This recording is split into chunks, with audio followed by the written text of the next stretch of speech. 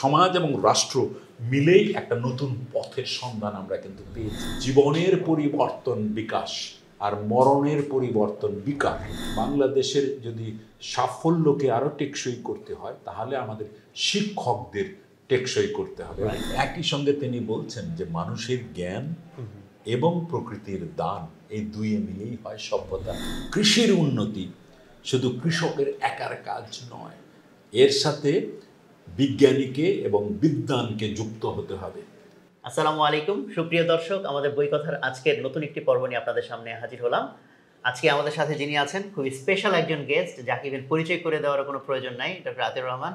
আসসালামু আলাইকুম স্যার, কেমন আছেন? আচ্ছা, ভালো। তো বুঝতেই পারছেন আজকের পর্বটা অবশ্যই অনেক স্পেশাল হবে, কেন স্যারের তো আমরা অ্যাকচুয়ালি সবাই গুণমুগ্ধ। স্যারের অ্যাকচুয়ালি অনেক পরিচয়। স্যার তো অধ্যাপক হিসেবে আমরা সুপরিচিত, এবং ঢাকা বিশ্ববিদ্যালয়ের বঙ্গবন্ধু চেয়ার অধ্যাপক ছিলেন কিছুদিন আগ পর্যন্ত, এখন সেখানে অনারারি অধ্যাপক হিসেবে আছেন। এর বাইরে কারাসের সভাপতি, কারাস হচ্ছে উচ্চতর কলা এবং সমাজবিজ্ঞান যে গবেষণা কেন্দ্র, সেটি নির্বাহী সভাপতি স্যার, এবং ঢাকা বিশ্ববিদ্যালয়ের ঢাকা বিশ্ববিদ্যালয়, এবং সাথে আরেকটা পরিচয় হচ্ছে রবীন্দ্রসঙ্গীত সম্মেলন পরিষদ, সেটিরও স্যার নির্বাহী সভাপতি। আর যে পরিচয়টা সবাই চিনেন, বাংলাদেশ ব্যাংকের সাবেক গভর্নর, সেটা অ্যাকচুয়ালি না বললেই নয়। তা আমরা আজকে খুবই অনার্ড স্যারকে আমরা পেয়েছি, এবং আজকের আলোচনাটা, আজকের বই কথাটা একটু ভিন্ন আঙ্গিকে হবে। কারণ হলো, আমরা দেখতে পাচ্ছেন এখানে দুইটা বইয়ের নাম এখানে রেখেছি, রবীন্দ্রনাথ ঠাকুরের লেখা সমবায় নীতি এবং আত্মশক্তি। অ্যাকচুয়ালি এই দুইটা বইয়ের ভিতরেও আমাদের আলোচনা যে সীমাবদ্ধ থাকবে ব্যাপারটা এরকম না। আমাদের সামনেও স্যারের লেখা একটা বই আপনারা দেখতে পাচ্ছেন, যেটার ভিতরে আমরা একটু একটু করে যাব, যেখানে রবীন্দ্রনাথের অনেক রকম ভাবনা চিন্তা, বিশেষ করে যে ডাইমেনশনগুলো আমাদের জন্য আজকের দিনে খুবই প্রাসঙ্গিক, বা অনেক ক্ষেত্রে হয়তো সবার মাথাতেও সেইগুলো আসে না।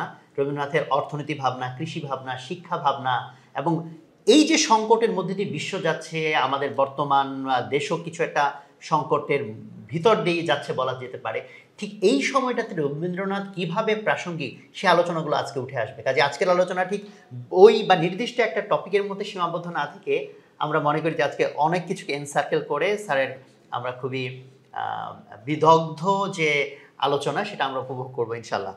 তো আমি স্যার শুরু করতে চাই যে 2019 সালে সম্ভবত আপনার পৃথিবীর বিখ্যাত ইউনিভার্সিটি, ইয়েল ইউনিভার্সিটিতে আপনার একটা টক ছিল, যেটার টাইটেল ছিল মোস্ট প্রবাবলি এরকম, যে why Tagore is relevant even today.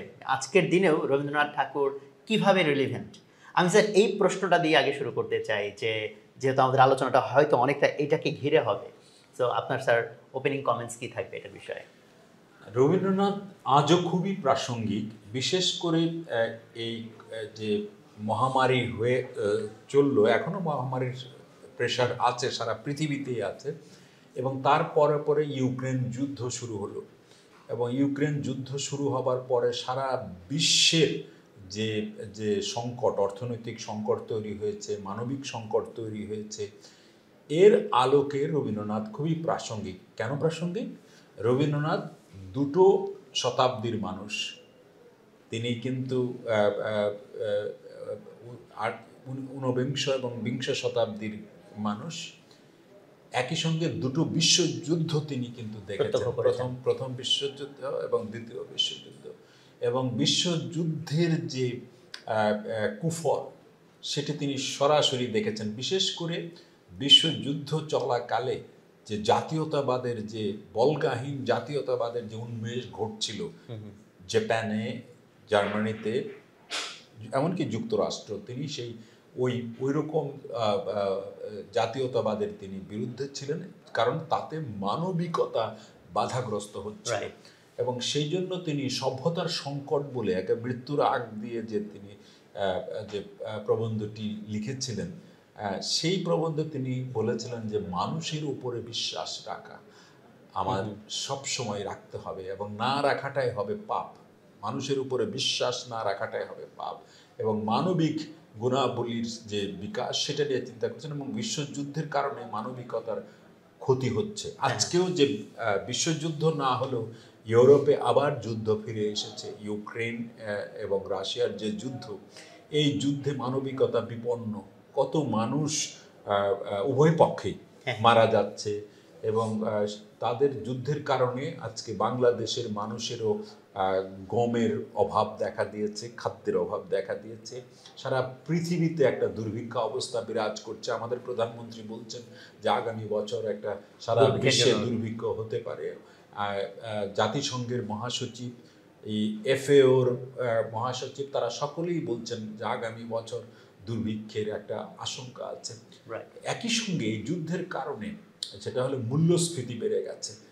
জিনিসপত্রের দাম, যে যুক্তরাষ্ট্রেও এখন 8-9% মূল্যস্ফীতি। যুক্তরাজ্যে এই গত কয়েক মাসে 4-5 জন অর্থমন্ত্রী চলে গেছেন এবং 3 জন প্রধানমন্ত্রী বদলে গেলেন। তাই এটা সম্পূর্ণটা কিন্তু এই যুদ্ধের কারণে এবং কোভিডের কারণে। তো কারণ তেলের দাম বেড়ে গেছে, জাহাজের খরচ অনেক বেড়ে গেছে এবং বেড়ে যাবার কারণে জিনিসপত্রের দাম সারা পৃথিবীতে বেড়ে গেছে। আমরা কিন্তু ভিকটিম, গ্লোবাল ফাইন্যান্সিয়াল ক্রাইসিসের এখন আমরা ভিকটিম।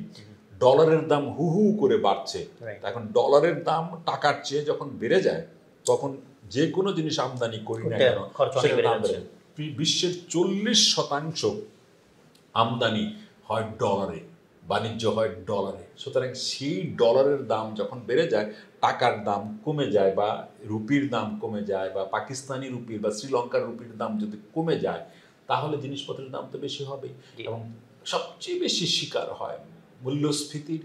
সবচেয়ে বড় ক্ষতি করে কাদের জানো? যারা গরিব, যারা দিন আনে দিন খায়, যাদের বাজেটের প্রায় 65-70% যারা খাদ্য কিনতে হয়, তাদের অবস্থাটা কল্পনা করো। এবং তাদের জন্যই আসলে দুর্ভিক্ষের সংখ্যাটা সবচেয়ে বেশি।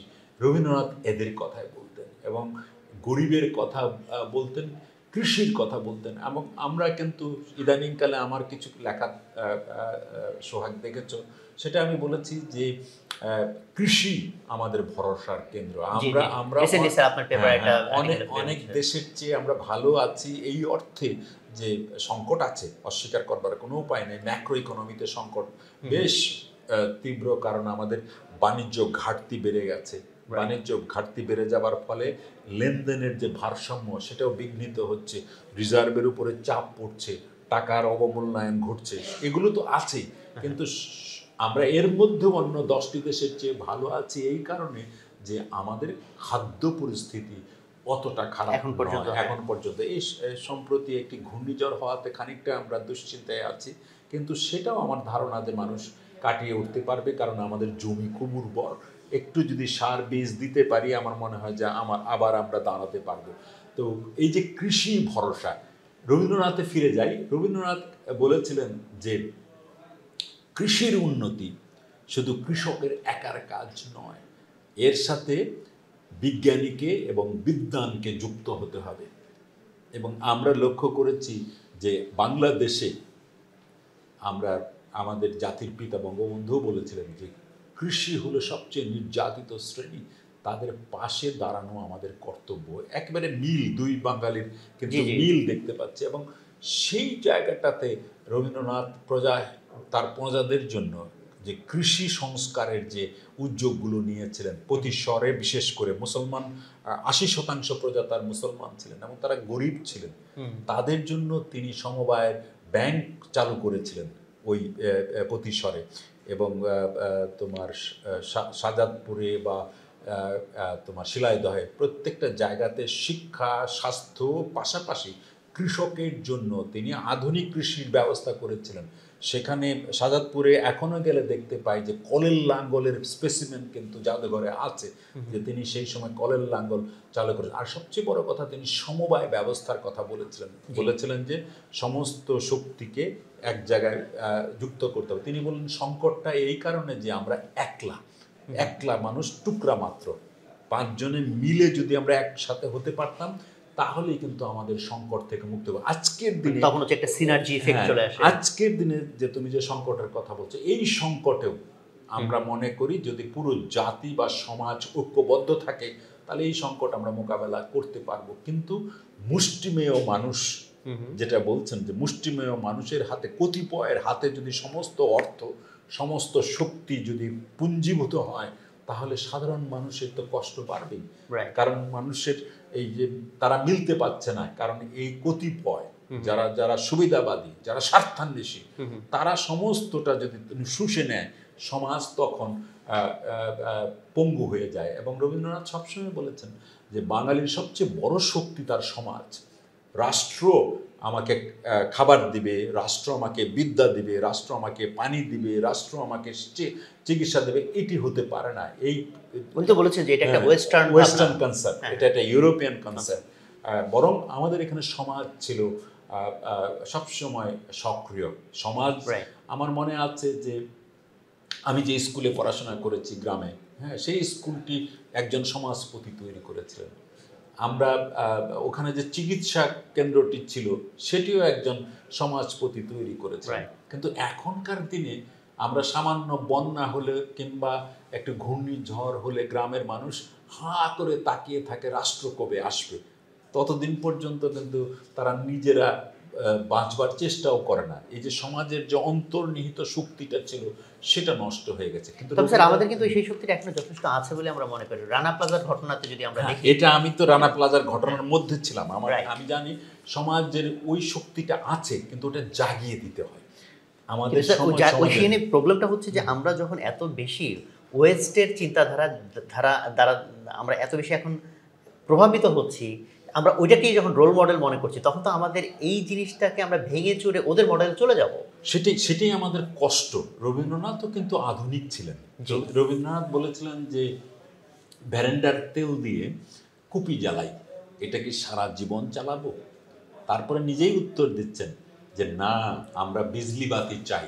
কিন্তু পরক্ষণে তিনি বলছেন সবার জন্য বিজলি বাতি চাই, এই কতিপয়ের জন্য নয়।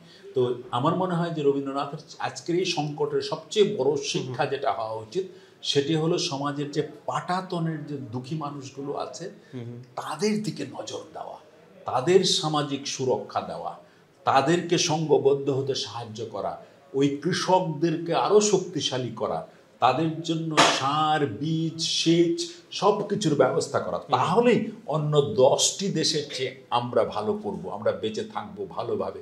কিন্তু আমাদের বড়ই দুর্ভাগ্য যে একটা সামগ্রিকভাবে আমরা দেখতে পাচ্ছি যে কতিপয় তারা কিন্তু এই সম্পদের একটা বড় অংশ নিয়ে যাবার কারণে আমাদের ওয়েজ এবং ক্যাপিটাল, মনে করে এই দুটোর মধ্যে কিন্তু পার্থক্য তৈরি হচ্ছে। আমরা ওয়েজ অত বাড়াতে পারছি না, অথচ ক্যাপিটালের প্রভাব অনেক শক্তিশালী। রবীন্দ্রনাথ বলেছেন যে ডেমোক্রেসির সবচেয়ে বড় দুর্বলতা হলো যে ক্যাপিটালের প্রতি পক্ষপাতিত্ব করে, ওয়েজের প্রতি না। উনি নিজেই বলতেছেন। সুতরাং সেই জন্য বলছি যে আজও কত প্রাসঙ্গিক রবীন্দ্রনাথের এই কথাগুলো যখন আমরা ভাবি। রবীন্দ্রনাথ পরিবেশ, জলবায়ু পরিবর্তন এগুলো নিয়ে তখন ভেবেছেন, আজকের দিনে ভাবলে কেমন অবাক লাগে না? যে তিনি তখন বলছেন, অরণ্য দেবতা নামে একটি প্রবন্ধ আছে রবীন্দ্রনাথের, সেখানে বলছেন যে মানুষ কত নির্দয়, যে গাছ আমাকে অক্সিজেন দিয়ে বাঁচিয়ে রাখে, সুযোগ পেলে তার গোড়ায় আমরা কুড়ালতে মারি। হ্যাঁ, এবং এই জায়গাটাতে তিনি বলছেন যে আমাদের আরও বেশি সদয় হতে হবে প্রকৃতির প্রতি এবং পরিবেশ নিয়ে আমাদের ভাবতে হবে। একই সঙ্গে তিনি বলছেন যে মানুষের জ্ঞান এবং প্রকৃতির দান, এই দুইয়ে মিলেই হয় সভ্যতা।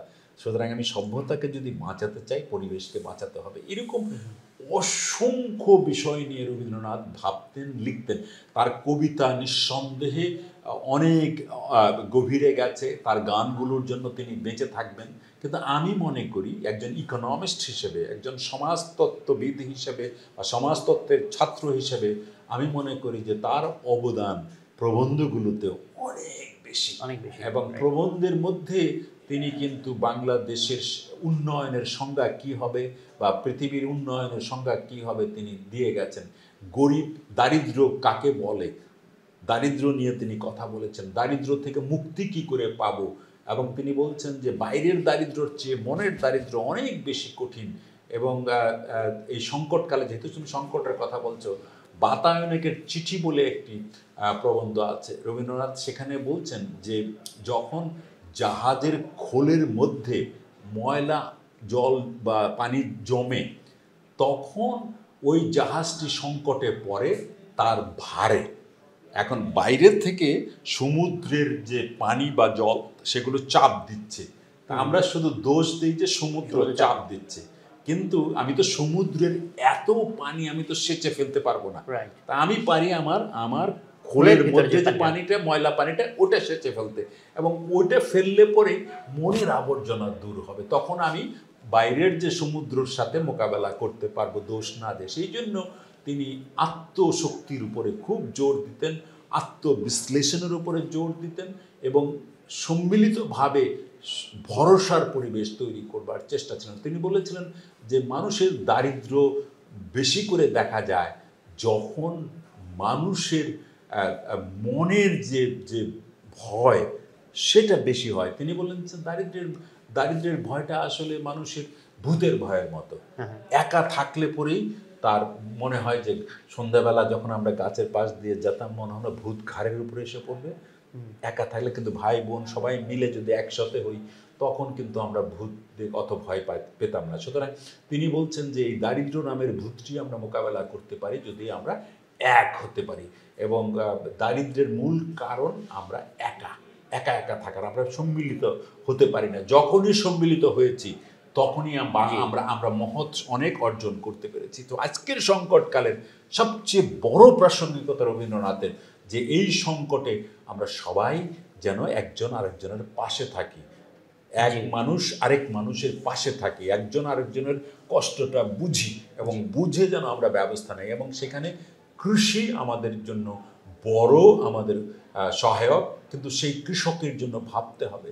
সেই কৃষক কথা রবীন্দ্রনাথ বারবার বলেছিলেন যে শেষবার তিনি 1937 সালে প্রতিশর এসেছিলেন জমিদার হিসেবে।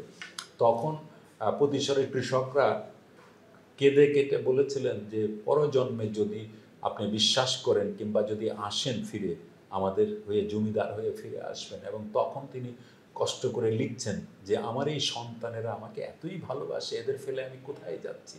তো এই যে মানুষের প্রতি এই যে ভালোবাসা, মানুষকে মানে সামঞ্জস্য, তিনি ধর্মীয় বিচারে নয় মানুষের বিচারে তিনি মানুষকে কাছে আনবার চেষ্টা করছেন। আজকের দিনের সবচেয়ে বড় সংকট রাষ্ট্র একা পারবে না। এই সংকট মোকাবেলা করবার জন্য সমাজকে সমানভাবে সচেতন হতে হবে। আমরা আমাদের সাধ্যমতো আমাদের চারপাশে যদি আমরা কিছুটা কাজ করি, এই যে কোভিড কালে আমরা লক্ষ্য করছি, আমি রবীন্দ্রসঙ্গীত সম্মেলন পরিষদের নির্বাহী সভাপতি হিসেবে যেটা দেখলাম, যখন কোভিড হঠাৎ করে সমস্ত লকডাউন হয়ে গেছে, অনেক শিল্পী গ্রামে গঞ্জে চরে যারা ধরো শিল্প গান গেয়ে কিংবা বাঁশি বাজিয়ে কিংবা তবলা বাজিয়ে কোনো রকমে বেঁচে ছিল, ওদের কাজকর্ম বন্ধ হয়ে গেল। ওরা খাবে কি, পড়বে কি? এবং আমি তখন আমার সহকর্মীদের নিয়ে, সঙ্গীত শিল্পীদের নিয়ে বিভিন্ন প্রতিষ্ঠানের কাছে বললাম, ব্যাংকের কাছেও বললাম যে আপনারা আমাদের কিছু টাকা দেন, এই টাকাগুলো আমরা শিল্পীদের কাছে পৌঁছে দেব। এবং আমার মনে আছে 27 লক্ষ টাকা বোধহয় আমরা তুলেছিলাম। তুলে প্রায় 1250 থেকে 1300 পরিবারকে বিকাশের মাধ্যমে তাদের কাছে টাকাগুলো পাঠিয়ে দিয়েছিলাম। এবং সংকটকালে তারা বেঁচে গেছেন, শুধু তাই নয়, তারা বলেছিলেন যে এটি রবীন্দ্রনাথের কাজ, এই যে সংকটকালে আমাদের কথা মনে রেখেছেন।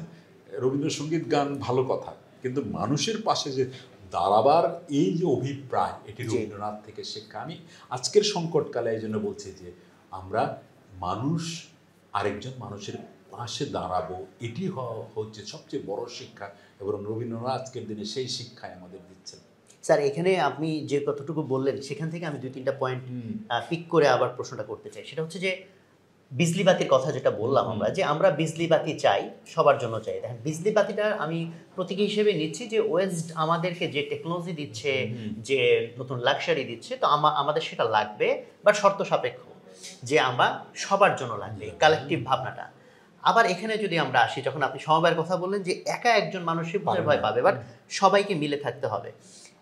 সমস্যাটা আমার কাছে যেটা মনে হচ্ছে যে ওয়েস্ট যখন তার টেকনোলজিকে ছড়িয়ে দিচ্ছে, সাথে তার ফিলসফিকেও ছড়িয়ে দিচ্ছে। এখন এখানে কি আমরা আমাদের ফিল্টার করার কোনো উপায় আছে কিনা, যে আমি টেকনোলজি নিব বাট আমি ফিলসফি নিব না? কারণ ওয়েস্টার্ন ফিলসফির ভিতরে মানুষের যে ডিভাইড করে ফেলা, এটা তো খুবই প্রকট। আমার ইউএসএ যাওয়ার স্মৃতিতে এটা আছে, আমি অনেক জায়গায় গল্প করেছি। আমাদেরকে দাওয়াত দিয়েছে একজন প্রফেসর, তারপর হচ্ছে আমরা গিয়ে আমাদেরকে হোটেলে মেনু ধরাই দিল, তা আমরা খুশি মতো কে কোন টাকা বলে যেতাম, পকেট থেকে টাকা হ্যাঁ, দেওয়া লাগবে। তারপর লাস্টে বিল হাতে ধরাই দিলাম, আমরা তো অবাক যে কি এই তোমার এই প্রশ্নের উত্তর দিতে হলে রবীন্দ্রনাথের চীনাম্যানের চিঠি প্রবন্ধটি পড়তে হবে। হ্যাঁ। একজন চৈনিক হ্যাঁ। এই ওয়েস্টার্ন সভ্যতা এবং ইস্টার্ন সভ্যতার এই যে গরমিল, এটা নিয়ে চমৎকার একটা প্রবন্ধ লিখেছিলেন, যেটা নিয়ে রবীন্দ্রনাথও লিখেছেন যে আমরা পূবের মানুষ, আমরা আত্মীয়তায় বিশ্বাস করি, একজন আরেকজনের সাথে সম্পর্কটা আমাদের আত্মীয়তার মতো। এখন আমার আত্মীয় যিনি, যাকে নিয়ে আমি একসঙ্গে খাচ্ছি, তাকে আমি বিল ধরাবো না, কোনোদিনই বিল ধরাবো না। শুধু তাই না স্যার, সেখানে ওনারা হাজবেন্ড ওয়াইফ ছিল আর তাদের মেয়ে ছিল, তাদেরকেও তাদের তিনজনের বিলও হচ্ছে দুজন মিলে দিল, মানে একা একজন দিল না। এটি হলো পশ্চিম। হ্যাঁ। এবং পশ্চিমে আমার মনে আছে, আমি তখন বিলেতে লেখাপড়া করি, তা আমার এক আত্মীয় তিনি মানে এখান থেকে গিয়েছেন, সুতরাং তিনি এখনো পূব দেশীয় রয়ে গেছেন, কিন্তু তার ছেলেটি তো আর পূব দেশীয় নাই, ওই পশ্চিমের মতো হয়ে গেছে। একদিন ছুটির দিনে, হ্যাঁ, তো উনি ছেলেকে বলছেন যে বাবা, আমার তো এই যে বাড়ির, ওনার অনেকগুলো বাড়ি আছে, যে বাড়ির মেনটেন্যান্সের জন্য আমরা একটা কাজ করব, কালকে কি আমাকে তুমি দিনটা দিতে পারবে, আমাকে সারাদিন আমাকে সাহায্য করতে পারবে? আমার সামনেই বলছে, ওই ছেলে বলতেছে, অফকোর্স ড্যাড, কিন্তু how much you pay for. এটা শুনে আমি অবাক হয়ে গেছি যে আমার বাবাকে যদি আমি এটা বলতাম যে কালকে নিশ্চয়ই তোমার জমিতে আমি কাজ করে দিব, কাল কত টাকা দিবে, আমার বাবা হয় অক্কা যেতেন অথবা আমাকে একটা থাপ্পড় মারতেন, তাই না? তা আমার সমাজে ওয়েস্টে তো আবার স্যার থাপ্পড় মারা নিষেধ। হ্যাঁ, থাপ্পড় মারা। তো সুতরাং আমার সমাজের সাথে ওদের মিলে না, আমরা অনেক বেশি মানবিক, একজন আরেকজনের বিপদে আসি। এই যে রবীন্দ্রনাথ লোকহিত চিন্তা বলে তার একটা প্রবন্ধ আছে, সেখানে তিনি বলছেন যে মানুষকে দান করেও কোনো উপকার করা যাবে না, ঋণ দিয়েও না, আসলে চেষ্টা করতে হবে প্রীতির বন্ধনে বাঁধবার জন্য। এই বাঙালি বা পূব দেশীয় সমাজে আমরা যারা আছি, আমরা সেই প্রীতির বন্ধনে আমরা আবদ্ধ করি সব কিছু। যেটা তোমাকে বললাম যে চীনাম্যানের চিঠিতেও এই পূব দেশীয় সমাজে, এমনকি চীনেও, খালি বাংলাদেশে না, আমরা যদি চীনে যাই, চীনেও কিন্তু এই আত্মীয়তার বন্ধন আমরা দেখতে পাবো। না, এটা তো ওয়েস্টে, সরি, পুরো ইস্টেই তো। থাইল্যান্ডে যাই কিংবা ইন্দোনেশিয়াতে যাই, ওখানেও কিন্তু এই যে পরিবারের সম্পর্ক, আর ওই রকম উদাহরণ কেউ দিতে পারবে না যে একসঙ্গে বসে খাচ্ছি আর বিল শেয়ার করছি, এটা কিন্তু আমাদের দেশে হবে না। স্যার, আমার প্রশ্নটা হলো যে তাহলে আমরা যখন পশ্চিমের দিকে এত বেশি তাদেরকে রোল মডেল বানাচ্ছি, হাউ ডু ইউ ফিল্টার? আমরা তো তাদের প্রযুক্তি নিচ্ছি, আমাদের ফিলসফি, সেই জন্য আমাদের দেশজ আজকের দিনের জন্য খুব প্রসঙ্গ, সেটি হলো যে আমাদের নিজস্ব একটা ইন্ডিজিনাস সলিউশন থাকতে হবে, আমাদের দেশজ একটি উন্নয়নের উপায় আমাদের খুঁজে বের করতে হবে। এবং আজকের দিনে আমি এটা নিয়েও একটা লেখা লিখেছি, আগামী 10 তারিখে ফাইন্যান্সিয়াল এক্সপ্রেসে বেরোবে, সেটা হলো ইন্ডিজিনাস সলিউশন। আমার দেশের মতো করে আমাদের একটা সলিউশন বের করতে হবে। সেটা কি? যেটা 1 নম্বর বললাম, আমি কৃষির উপরে নির্ভর থাকবো বেশি করে। 2 নম্বর হলো আমরা সংগঠিত থাকবো, মানে সবার জন্য একসঙ্গে বলবো, এবং প্রীতির বন্ধনে সমাজটাকে বাঁধবার চেষ্টা করব। এর মাধ্যমে পশ্চিমের টেকনোলজি আমরা ব্যবহার করব। চীন কি পশ্চিমের টেকনোলজি ব্যবহার করছে না? প্রচুর করছে, কিন্তু আমরা কি কিন্তু চীন তো স্যার, যেমন দেখেন গুগল, ফেসবুকে সব ফিল্টার করে দিয়েছে, যে পশ্চিম যেটা দিয়ে আপনার মাইন্ডসেটটাকে ক্রিয়েট করে। কিন্তু আমরা তো সেটা ওই অত তো সাহস নাই, কিন্তু আমাদের তাহলে শক্তিটা, আমাদের যেখানে শক্তি আছে সেই শক্তির সন্ধান করতে হবে। আমি তোমাকে একটা উদাহরণ দিই। রবীন্দ্রনাথ বলছেন, সকল দেশেই গরিব বেশি, ধনী কম, তাই যদি হয় তবে কোন দেশকে বিশেষ করিয়া গরিব বলিব? এ কথার জবাব এই যে দেশের গরিবের পক্ষে রোজগার করিবার উপায় অল্প, রাস্তা বন্ধ। যে দেশে গরিব ধনী হইবার ভরসা রাখে, সে দেশে সেই ভরসায় একটা মস্ত ধন। আমাদের দেশে টাকার অভাব আছে, এ কথা বলিলে সবটা বলা হয় না। আসল কথা, আমাদের দেশে ভরসার অভাব। সুতরাং আজকে যদি যেটা বলছে, আমাদের মতো করে যদি আমরা আজকের এই সংকটকালে বাঁচতে চাই, তাহলে আমরা একটা ভরসার পরিবেশ তৈরি করতে হবে। আমরা কিন্তু কোভিড মোকাবেলায় অনেক দেশের চেয়ে ভালো করেছি, কারণ আমি ওই সময় খেয়াল করতে সমাজ কিভাবে আমরা এগিয়ে, আমি একটা উদাহরণ দিলাম, কিন্তু প্রত্যেকটা মানুষ তার মতো করে তার আত্মীয় স্বজনকে বাঁচাবার একটা চেষ্টা করেছে। এটা একটা ভরসা, মানুষ মনে করেছে যে না, আমার যে আত্মীয়টি আছে নিউ ইয়র্কে, সে আমার জন্য কিছু টাকা পাঠাবে, আমাকে মরতে দিবে না। এই জন্য দেখবা যে কোভিড কালে আমাদের রেমিটেন্সের পরিমাণ বেড়ে গিয়েছিল। তো সুতরাং মানুষ যে মানুষের জন্য, এটি বড় শিক্ষা আমাদের জন্য। এবং ইউ আর অ্যাবসলিউটলি রাইট, আমরা নিশ্চয়ই পশ্চিমের প্রযুক্তি নিব, শিক্ষাও নেব, কিন্তু আমাদের সমাজের ভেতরের যে বন্ধন প্রীতি, সেটাকে আমরা কিন্তু ছেড়ে দেব না। রবীন্দ্রনাথই বলেছিলেন যে অক্সফোর্ড কেমব্রিজে যারা পড়ায় ইংরেজরা, তাদের ছেলে মেয়েদেরকে কিন্তু বেঁধে দেয় না যে এইভাবে পড়তে হবে, এটা করতে হবে। তাদের মনের যে চিত্তের গতি, সেই গতি অনুযায়ী তারা পড়াশোনা করে। কিন্তু আমরা, তিনিই বলছেন যে আমরা পশ্চিমের বশ হয়ে আমরা এখানে ক্যারানি তৈরি করবার শিক্ষা বেশি করে দিচ্ছি। এবং তিনি বলছেন যে আমরা যে শিক্ষাটা দিচ্ছি সেখানে সব কিছুই প্রতিকূল। আমাদের শিক্ষক প্রতিকূল, আমরা যা শিক্ষা দিচ্ছি সেটাও প্রতিকূল, যা শেখাই সেটাই প্রতিকূল, এবং যে বই পড়াই সেটাও প্রতিকূল। সুতরাং আমার মতো করে আমার ভাবনা ভাবতে হবে, এবং আমার সমাজে কোনটা আমার জন্য ভালো হবে, আমার ওই আত্মীয়তার বন্ধন কোনটা বাড়বে, সব মানুষকে ঐক্যবদ্ধ করবে, সেটি হলো যে সত্যিকারের শিক্ষা। এবং তিনি বলছেন যে দুঃখের দিনে এক হবার যে অনুভব, অভিজ্ঞতা, সেটি আমাকে আমার জাতীয়তাবাদের সবচেয়ে বড় ভিত্তি হতে হবে। আমরা ৭১-এ কত কষ্ট করে মিলেছিলাম, ওই মিলবার যে অভিপ্রায়, ওটি কিন্তু আমাদের জাতীয়তাবাদ, পশ্চিমের না। তো সুতরাং আমার মনে হয় যে আমাদের যথেষ্ট নিজস্ব শক্তি আছে, সেই শক্তিগুলোর সন্ধান করাটা খুব জরুরি। সেটা আমাদের শিক্ষা ব্যবস্থার মধ্যেও আমরা নিতে পারি, আমাদের মতো করে শিখতে পারি, প্রযুক্তির ক্ষেত্রেও আমরা করতে পারি। এই যে আজকের এই সংকটকালে আমি বলছি, এই সংকটকালে আমরা পশ্চিমের মডেলে আমরা বড় বড় পাওয়ার প্ল্যান্ট করছি, এবং সেই পাওয়ার প্ল্যান্টের জন্য জ্বালানি তেল আমাদের নেই বলে পশ্চিম থেকে বা মধ্যপ্রাচ্য থেকে আমদানি করতে পারছি না, আমাদের ডলার কমে গেছে। অথচ আমরা যদি প্রত্যেক ঘরে ঘরে একটা করে সোলার প্যানেলের ব্যবস্থা করে ফেলতাম একদিনে, আজকের এই তোমার এই প্রতিষ্ঠানটার পুরোটাই যদি সোলার প্যানেলে যদি চলতো, তাহলে তো আমাদের এতটা নির্ভরশীল হতে হতো না। এবং বলতে পারি যে সোলার প্যানেল তো আমাদের আনতেই হতো, আমরা চীন থেকে আনতাম, এবং বেশিরভাগ সোলার প্যানেল চীন থেকেই কিন্তু আনা হচ্ছে।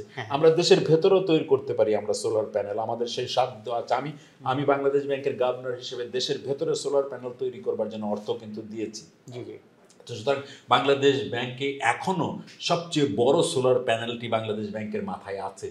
এই প্যানেল থেকে যে তোমার বিদ্যুৎ তৈরি হয়, সেটা গভর্নর অফিসের সবগুলো বিদ্যুৎ চলে, রাত্রেবেলা যে নিরাপত্তা লাইট, এগুলো সব সোলার প্যানেল থেকে চলে। তা আমরা যদি প্রত্যেক ঘরে ঘরে এরকম সোলারের ব্যবস্থা করতে পারতাম, আমাদের যে চরগুলো আছে এখানে যে মিনি গ্রিড সোলার প্যানেলের আমরা তৈরি করতাম, আমরা যে আমাদের পুরো উপকূলটা যদি আমরা বায়ুচালিত উইন্ডমিল চালু করতাম, আজকে তো আমাদের এতটা নির্ভরশীল হতো না। অফকোর্স উইন্ডমিল আমরা হয়তো পশ্চিম থেকে কিংবা চায়না থেকে আমরা আমদানি করতাম, কিন্তু আমাদের নিজেদের মতো একটা নিয়ন্ত্রণ থাকতো এই জায়গাটাতে।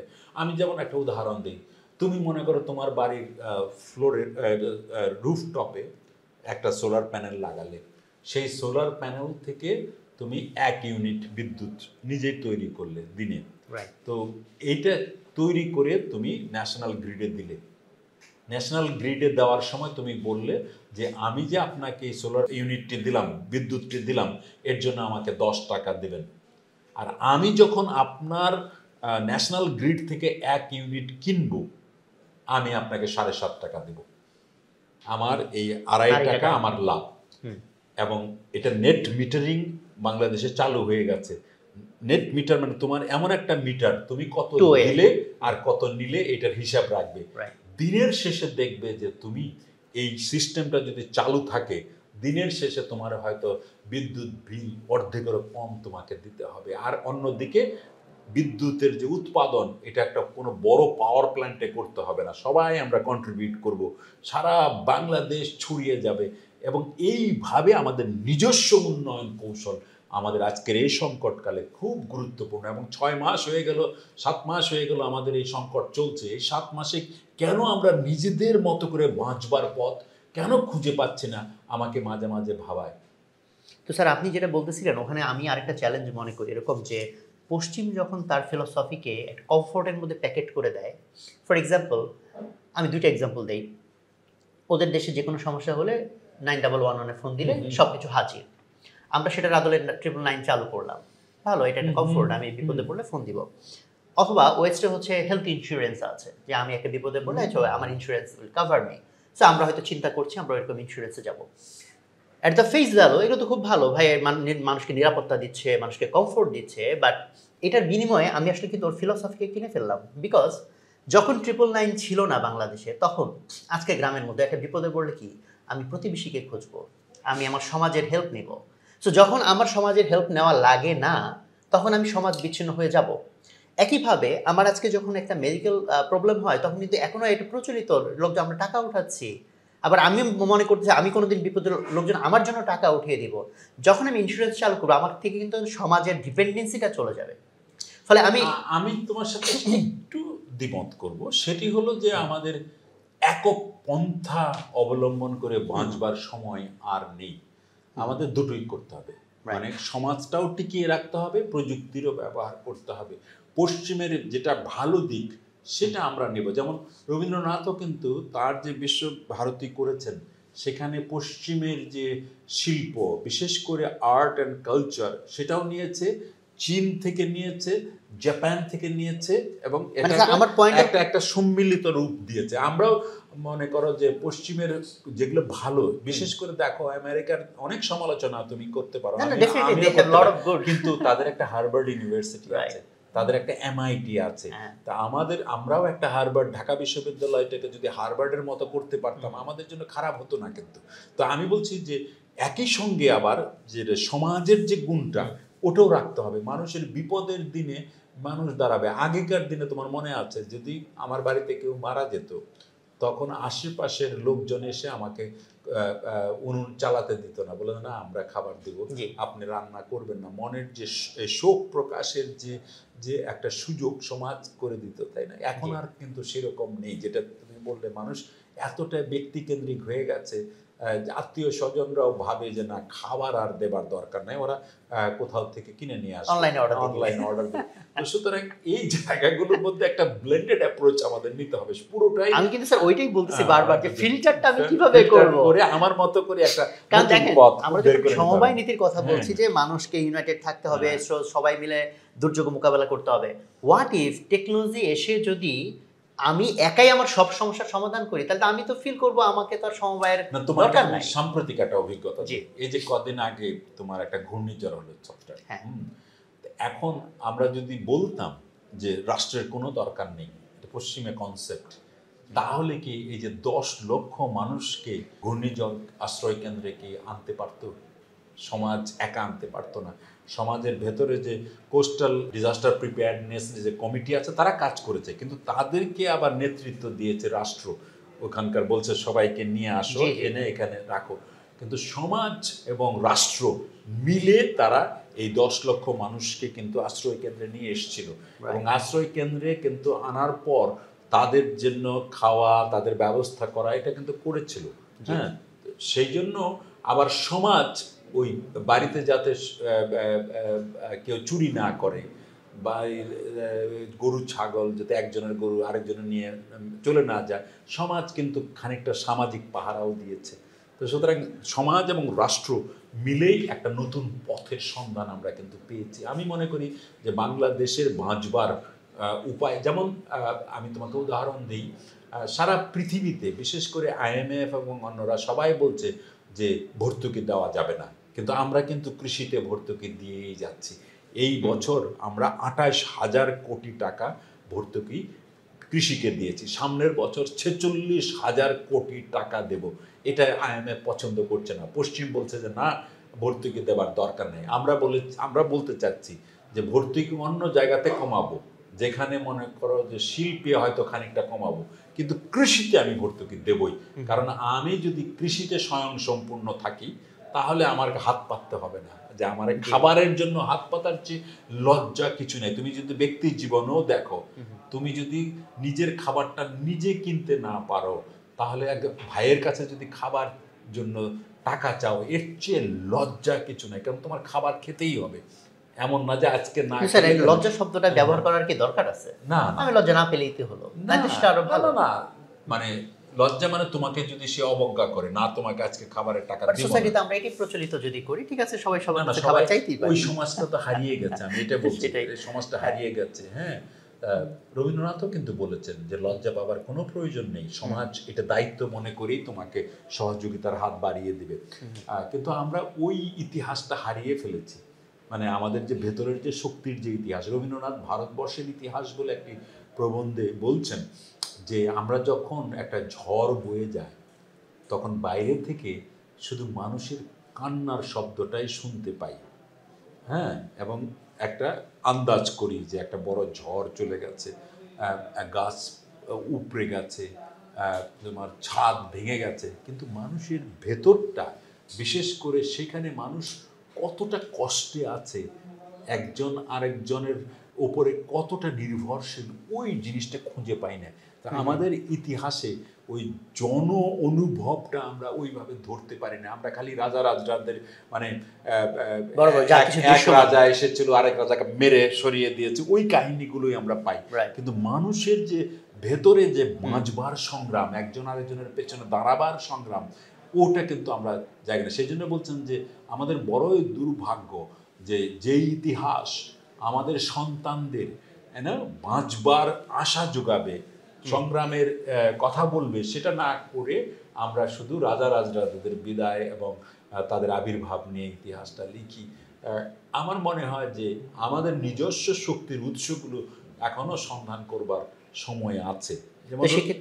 যেমন রবীন্দ্রনাথই বলছেন যে আমাদের যথেষ্ট আম গাছ আছে, কিন্তু আম গাছের গোড়ায় যে মাটি, সেখানে যথেষ্ট পানি দেই না বলে আম গাছে আম বেশি হয় না, এবং তখন আমরা বলি না হলো আম, আমরা আপেল খাবো। তো তিনি বলছেন যে এটা কোনো পথ হলো না, বরং আম গাছের গোড়ায় আর একটু সার দেওয়া, পানি দেওয়া ভালো। আম যদি বেশি হয়, সেই আম বিক্রি করে আমি আপেল অবশ্যই কিনতে পারবো, কিন্তু আগে গুরুত্ব দিতে হবে আমার আম গাছের উপরে। এটি হলো আমার দেশীয় পথ, দেশজ পথ।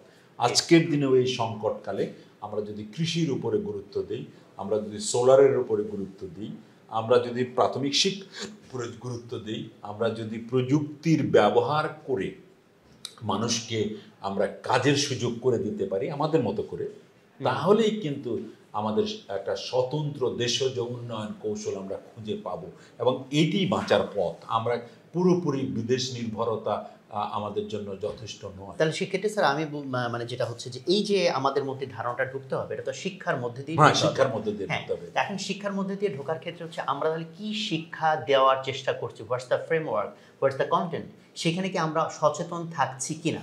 কারণ আমি একটা এক্সাম্পল, আমার নিজের খুব ফেভারিট একটা এক্সাম্পল আমি দেই, প্রাচ্য পাশ্চাত্যের ডিফারেন্সকে ডেমনস্ট্রেট করার জন্য খুব নাইস একটা এক্সাম্পল আছে। এরকম হচ্ছে যে প্রাচ্যের লোকজন, তাদেরকে যদি প্রশ্ন করা হয় যে তোমাকে তিনটা জিনিসের নাম বলি, একটা হচ্ছে ধরো বানর, একটা হচ্ছে কলা, একটা হচ্ছে পান্ডা, তুমি এটাকে ভাগ করো, দুই ভাগে ভাগ করো। ইস্টে, এই প্রাচ্যে 90% বা 95%-এর বেশি মানুষ অবধারিত উত্তর দিবে বানর এবং কলা, এটা এক group. This is so obvious, বানরের সাথে কলা যায়, পান্ডা হচ্ছে আলাদা। মজার বিষয়, এই সেম কোয়েশ্চেন যদি আমরা ওয়েস্টে করি, ওয়েস্টার্ন পিপলকে, পান্ডাকে বেশি দিবে। হ্যাঁ, ওরা হচ্ছে 90% বেশি লোক বলবে বানর পান্ডা এক গ্রুপে, বিকজ দুই দুটো প্রাণী, কলা আলাদা। এই যে বিকট একটা পার্থক্য, এটা কিন্তু খুব ওয়ান্ডারফুল এক্সাম্পল টু ডেমনস্ট্রেট যে এই দুই গ্রুপের লোকের চিন্তাধারা আলাদা। রবীন্দ্রনাথ খুব প্রাসঙ্গিক। রবীন্দ্রনাথকে জিজ্ঞেস করেছিলেন যে আমাদের দেশে কেমন শিক্ষা চাই। রবীন্দ্রনাথ হেসে বলেছিলেন যে এটি কোনো প্রশ্ন হলো, যেমন জীবন চাও তেমন শিক্ষা নাও। অর্থাৎ আমাদের জীবন আর শিক্ষা আলাদা হতে পারে না। আমাদের যে জীবন সংগ্রাম, আমরা যেভাবে বেঁচে থাকি আগের থেকে এখনো পর্যন্ত, যেটা বললাম পূব দেশীয় সমাজ, রবীন্দ্রনাথই বলছেন জমিদারের বেহারা বা একজন ধনী লোকের একজন বেহারা 7 টাকা বেতন পায়, 3 টাকা নিজে খায়, 4 টাকা বাড়িতে পাঠায়, কারণ তার ভাইটি কলেজে পড়বে। তো এই সম্পর্কটাই হলো সবচেয়ে গুরুত্বপূর্ণ। এবং এরকম জীবন আমাদের কিভাবে চলবে, আমাদের নিজেদের খাবার আমাদের নিজেদের সংগ্রহ করতে হয়, আমাদের একজন বিপদে পড়লে আরেকজন আত্মীয়র পাশে দাঁড়াতে হয়, এটি তো আমাদের জীবন। তো সেই জীবনের মূল্যবোধের শিক্ষা কি আমাদের এই প্রচলিত শিক্ষা ব্যবস্থা? আমি স্যার ওই এক্সাম্পলটা আমি বলতে চাচ্ছিলাম যে এই যে দুই গ্রুপ দুই রকম অ্যান্সার দিল, এটার কারণ কি যে ইস্ট অনেক বেশি প্রাধান্য দেয় ইন্টারাকশন, কার সাথে কার কি সম্পর্ক, যে বানরের সাথে কলার সম্পর্ক। ওয়েস্ট হোয়ারাস সবচেয়ে বেশি ভ্যালু করে ক্লাসিফিকেশনকে, অ্যাট্রিবিউটের এগেইনস্টে, যে বা এরা হচ্ছে প্রাণী, এটা একটা ক্লাস, এটা হচ্ছে আরেকটা ক্লাস। এখন আমি যদি দেখি যে বায়োলজিতে আমরা যখন পড়ালেখা করি, প্রথমে আমাদেরকে কি শেখাচ্ছে?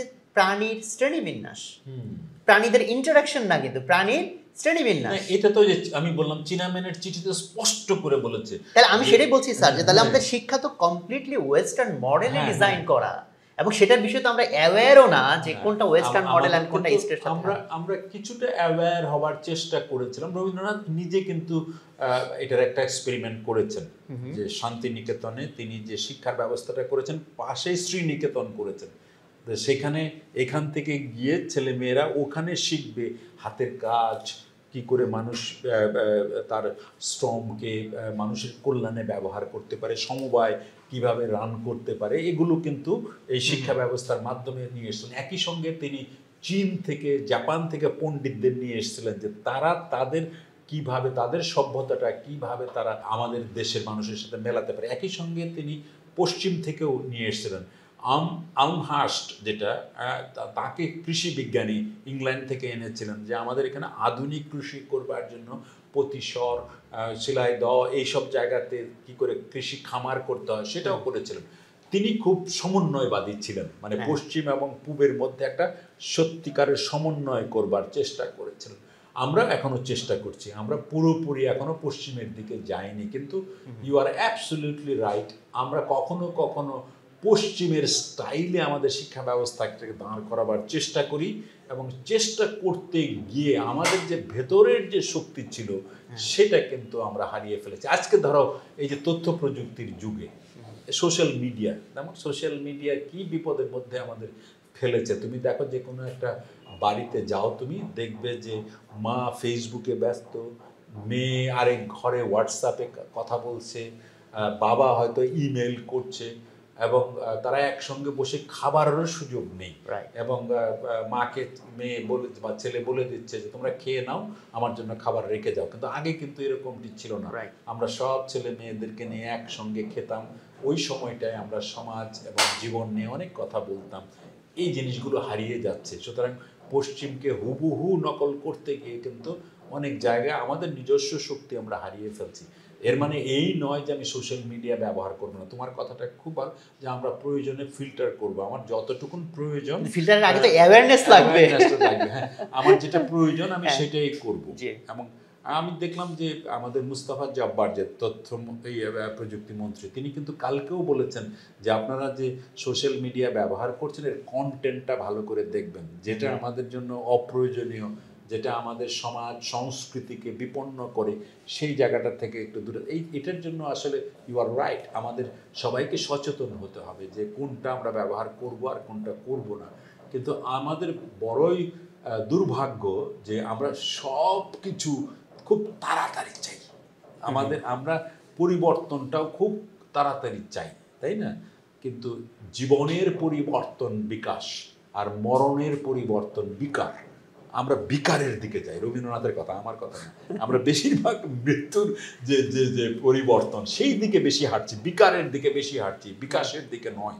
তো সুতরাং এই দুটোকে সামলাতে হলে আমাদের আসলে আমাদের শিক্ষার মধ্যে, আমাদের জ্ঞান চর্চার মধ্যে আমাদের নিজস্ব ঐতিহ্য যেটা, সেই ঐতিহ্যে আমাদের যেমন রবীন্দ্রনাথ আছেন, নজরুল আছেন, জীবনানন্দ দাশ আছেন, কবি শামসুর রহমান আছেন, জসীমউদ্দিন আছেন, আমাদের শক্তির উৎসগুলোকে, জয়নুল আবেদিন আছেন, আমাদের শক্তির উৎসগুলোকে আমাদের খুঁজে পেতে হবে, এবং সেই শক্তির থেকে আমাদের এগিয়ে যেতে হবে। এবং এই শক্তি খুঁজবার একজন মানুষ এসেছিলেন আমাদের সমাজে, যার সাথে যোগাযোগ রাখলে পুরো সমাজের যোগাযোগ ছিল, সেটি বঙ্গবন্ধু শেখ মুজিবুর রহমান। তিনি কিন্তু বলতেন যে আমাদের যে ঐতিহ্য, সেই ঐতিহ্য অনেক শক্তিশালী। আমাদের বাংলা ভাষা মনে করেন, বাংলা ভাষার প্রতি তিনি এতটা গুরুত্ব কেন দিয়েছেন? রবীন্দ্রনাথও বাংলা ভাষার উপরে খুব গুরুত্ব দিয়েছেন এবং তিনি বলেছিলেন যে আমাদের বিজ্ঞানীরা, আমাদের অর্থনীতিবিদরা বাংলায় চর্চা করেন না। বাংলায় যদি চর্চা করতেন তাহলে অনেকের কাছে তার বিজ্ঞানের কথা, অর্থনীতির কথা নিয়ে যেতে পারতাম। আবার একই সঙ্গে বলছেন যে আমরাও যারা সাহিত্য চর্চা করি, আমরা আবার বিজ্ঞানকে ভয় পাই, বিজ্ঞানকে আনি না। সুতরাং আমাদের যেমন বিজ্ঞানকে নিয়ে আসতে হবে সাহিত্যিকদের, আবার বিজ্ঞানীদেরও সাহিত্য চর্চা করতে হবে। তার দুইয়ের মিলেই হবে একটা উন্নত মানের সংস্কৃতি এবং সভ্যতা। আমার মনে হয় যে রবীন্দ্রনাথ থেকে অনেক কিছু শেখার আছে জীবনের প্রায় প্রতিটি অঙ্গে, আমি মনে করি আর কি। না না, ইটস অ্যামেজিং যে উনি এত জিনিস টাচ করছেন, এত গভীরে গিয়ে, এটা তো বিশ্বাস হয় না এক জীবনে তার সব লেখা পড়া সম্ভব না। আমি প্রায় 20-25 বছর যাবৎ শুধু তার প্রবন্ধগুলো ঘাঁটতে ঘাঁটতে আমার সময় চলে যাচ্ছে। তার প্রবন্ধের এক পারা পড়তেই তো একদিন চলে যায়। তার চিঠিপত্রগুলো কি চমৎকার সব চিঠিপত্র। সেই চিঠিপত্রের মধ্যে কিন্তু তার মনের কথাগুলো বলছেন এবং তার ভাস্তি ইন্দিরার কাছে চিঠি লিখছেন। সেই চিঠির মধ্যে তিনি যে সমস্ত কথাবার্তা লিখছেন, ওগুলোর মধ্যে মনের যে কথা সেগুলো বেরিয়ে আসছে। এবং একজন মানুষ, দেখো তিনি এক জায়গায় লিখছেন, আমার মনে আছে যে অনেকেই রবীন্দ্রনাথকে প্রশ্ন করতেন যে তিনি তো রূপোর চামচ মুখে নিয়ে জন্মগ্রহণ করেছেন, জমিদার পরিবারে জন্মগ্রহণ করেছেন, তিনি গরিবের দুঃখ কি বুঝবেন? তখন তিনি খুব কষ্ট করে লিখেছেন যে এ কথা ঠিক, আমি জমিদার ঘরে জন্মগ্রহণ করেছি, কিন্তু পূর্ব বাংলায় আমি এসে গরিবের দুঃখ বুঝবার অনেক চেষ্টা করেছি। আমি তন্ন তন্ন করে পূর্ব বাংলার গ্রামে গঞ্জে ঘুরেছি, মানুষের কষ্ট বুঝবার চেষ্টা করেছি। পদ্মা নামক বোটে তিনি থাকতেন এবং সকালবেলা যখন গ্রামের মেয়েরা পদ্মা পাড়ে আসতেন, এসে তারা তাদের থালা বাসন মাজবার কাজ করতেন, একই সঙ্গে স্নান করতেন এবং এই সময় নিজেদের কষ্টের কথা বলতেন। মেয়েরা তাদের যে জীবনের যে সংগ্রামের কষ্ট, তাদের সম্পর্কের কষ্ট, এগুলোর কথা বলতেন এবং সেগুলো কান পেতে শুনতেন রবীন্দ্রনাথ। শুনে এই যে নারীর যে ক্ষমতায়ন, নারীর যে কষ্ট তিনি তার লেখার মধ্যে এনেছেন, পূর্ব বাংলায় যে থেকে রতনের কথা যেভাবে এনেছেন, উপেনের কথা যেভাবে এনেছেন, এগুলো কিন্তু তার এই যে গ্রামে গঞ্জে মানুষগুলোর সাথে তার যে ইন্টারাকশন, ওই যে শোনার, ওগুলোর উপরে ভিত্তি করে তিনি করেছেন। এবং আমরা লক্ষ্য করি যে রবীন্দ্রনাথ নারীর কথা শুধু নয়, সাধারণ মানুষের কষ্টের কথা শুধু নয়, তাদের কষ্ট দূর করবারও চেষ্টা করেছেন। এক জায়গায় তিনি লিখছেন, রথিন লিখছেন তার বাবার কথা। রথিনও কিন্তু, রথিন এবং নগেন তার জামাই, দুজনকেই তিনি প্রতিস্বরে নিয়ে এসেছিলেন, যে শিলাইদতে নিয়ে এসেছিলেন যে তারা কৃষকের জন্য, উন্নতির জন্য কাজ করবেন, এই জন্য তারা খামারে কাজ করবেন। তো এই জন্য তারা তিনি তখন রথিন লিখছেন যে বাবাকে অনেক কৃষক এসে ওই যে মানি লন্ডারিং, অর্থাৎ তোমার মানি লেন্ডার, যারা যারা সুদের টাকা দিত, তাদের কাছ থেকে টাকা নিয়ে বিপদে পড়লে তখন বাবার কাছ থেকে এসে বলতেন যে আপনার ব্যাংক থেকে আমাকে কিছু টাকা দেন, ওটা আমরা শোধ করে দিই। বলে যে বাবা সরল বিশ্বাসে টাকা দিতেন, টাকাগুলো তারা শোধ করতো না, আবার নিজেরা খেয়ে দিয়ে আবার এসে বলতেন। তো তখন আমি বলতাম যে বাবা, ও তো আরেকবার দিয়েছ। তো উনি হেসে বলে যে ওরা হয়তো পেরে ওঠেনি, আরেকবার দিই। হ্যাঁ, তো এরকম সম্পর্ক তিনি বজায় রেখেছিলেন। তারপরেও অনেক উপকার করেছিলেন ওই সময়টায়। ওরকম একটি সময়ে তিনি সুদের হার কত হবে, কত স্প্রেড হবে, ব্যাংকের কিভাবে পরিচালনা করবে, এগুলো কিন্তু তিনি ঠিক করে দিয়েছেন। আমি একটা খাতা পেয়েছিলাম ওই প্রতিস্বরে, সেখানে তিনি কত টাকা জমা হচ্ছে, কত সঞ্চয় করছেন, ওগুলো সমস্ত লেখা আছে সেই খাতার মধ্যে। তো এইভাবে তিনি আমাদের পূর্ব বাংলার সমাজ এবং মানুষকে জানতেন, চিনতেন এবং তাদের জন্য কিছু করবার জন্য চেষ্টা করছেন। তিনি যে কাজটি করেছেন, শিক্ষা খাতে বড় কাজ করেছেন। গ্রামের মধ্যে নারী শিক্ষার জন্য শিক্ষার ব্যবস্থা তিনি করেছেন। ছেলে মেয়েদের শিক্ষার জন্য অবৈতনিক অনেকগুলো বিদ্যালয়, অনেকগুলো চিকিৎসালয় তিনি এই সব তার জমিদারি এলাকাতে করেছেন। একটা জায়গায় তিনি বলেছেন যে আমি কিছু টাকা দিই জমিদারি থেকে, তোমরাও কিছু দাও, দুয়ে মিলে আমরা স্কুল এবং এগুলো চালাই। এবং আরেকটি বিষয় যেটা খুব আমাদের জন্য খুব আমার মনে হয় যে ভাববার বিষয়, যে আমি যেটা বললাম যে তিনি সমন্বয়বাদী ছিলেন। নায়েবরা তার ওই যে পুণ্যার সময়, নববর্ষের পুণ্যার সময় খাজনা আদায় করবার সময় যে ব্যবস্থা করতেন, সেই ব্যবস্থায় কাউকে বেঞ্চে বসাতেন, কাউকে মাটিতে বসাতেন, এবং কখনো কখনো মুসলমান প্রজাদেরকে একটু নিচে বসাতেন। রবীন্দ্রনাথ বলছেন এটা চলবে না, বসালে সবাইকে এক জায়গায় বসাতে হবে। তো এর জন্য তিনি কোনো কোনো নায়েবদেরকে বরখাস্তও করেছেন। এই যে মানুষ, সাধারণের মানুষ, এই জন্যই প্রতিশ্বরের যারা কৃষক, যারা প্রজা, তাদেরকে এত তারা কাছের ছিলেন এবং বলেছিলেন যে পরজন্মে আপনি আসবেন আমাদের জমিদার হয়ে। তো সুতরাং রবীন্দ্রনাথের এই যে মানবিকতা, এগুলোর বিষয় নিয়ে আমাদের আরও জানা উচিত। আর রবীন্দ্রনাথ খুব আত্মশক্তিতে বিশ্বাসী ছিলেন, নিজের কাজ নিজে করবার পক্ষে ছিলেন। স্যার, আত্মশক্তির আলোচনাতে আমরা আরেকটু ঢুকবো, তার আগে আমার এখন যে প্রশ্নটা করার খুব লোভ হচ্ছে, এই যে Rabindranath absolutely is an amazing figure, তো আপনার যে তার প্রতি ফ্যাসিনেশন সেটা তো খুব সুস্পষ্ট। আমার স্যার ওই ইতিহাসটা জানার ইচ্ছা, যে আপনার এই রবীন্দ্রনাথের সাথে যোগাযোগটা কিভাবে হলো? রবীন্দ্রনাথের সাথে এমনি তোমার পরোক্ষ যোগাযোগ অনেকটাই ছিলেন ওয়াহিদুল হক, যিনি আমাদের ছায়ানট করেছেন। ওনার সাথে আমার খুব ভালো সম্পর্ক। আমি তোমার 74-75 সালে যখন ঢাকা বিশ্ববিদ্যালয়ে পড়াশোনা করি, তখন ডেইলি পিপুলে আমি অ্যাসিস্ট্যান্ট এডিটর হিসেবে কাজ করতাম তার সাথে। তিনি ছিলেন এক্সিকিউটিভ এডিটর। তো তার কাছ থেকে রবীন্দ্রনাথ পড়া হয়নি তখন রবীন্দ্রনাথ, উনি আবার রবীন্দ্র ভক্ত, সবাই জানে। ওয়াহিদ ভাই আমাকে মাঝে মাঝে বলতেন যে রবীন্দ্রনাথ পড়ে, তো কিছু কিছু পড়েছি। এরপরে তো আমি বিদেশে চলে গেলাম পড়াশোনা করবার জন্য। ফিরলাম 83 সালে খুব সম্ভবত, ফিরে বিআইডিএসে আমি গ্রামীণ উন্নয়ন নিয়ে কাজ করি। তো কাজ করতে করতে আমার সহকর্মী, জুনিয়র সহকর্মী, আজকে যে বিআইডিএসের ডিজি বিনায়ক সেন এসে আমাকে একদিন বললেন যে আতিউর ভাই, আপনি তো গ্রামীণ উন্নয়ন নিয়ে কাজ করেন, রবীন্দ্রনাথের সমবায় ভাবনা এবং আত্মশক্তি এই পর্বগুলো নিয়ে আপনি একটু পড়াশোনা, যে দুটো নিয়ে আজকে আমরা আলাপ করতেছি। আমি তখন আত্মশক্তি নিয়ে পড়াশোনা শুরু করলাম, এবং আত্মশক্তিতে দেখলাম যে নেশন কি, প্রথম প্রবন্ধটা হলো জাতি কাকে বলে, এবং তারপরে শিক্ষা নিয়ে ভাবনা আছে, লক্ষ্য শিক্ষা বলে একটা প্রবন্ধ আছে, এবং ভারতবর্ষের সমাজ নিয়ে একটা কথা আছে। এরকম পড়তে পড়তে সমবায়ে গেলাম, তারপরে পল্লী প্রকৃতিতে গেলাম। এই পুরো ভাবনার মধ্যে এমনভাবে জড়িয়ে গেলাম।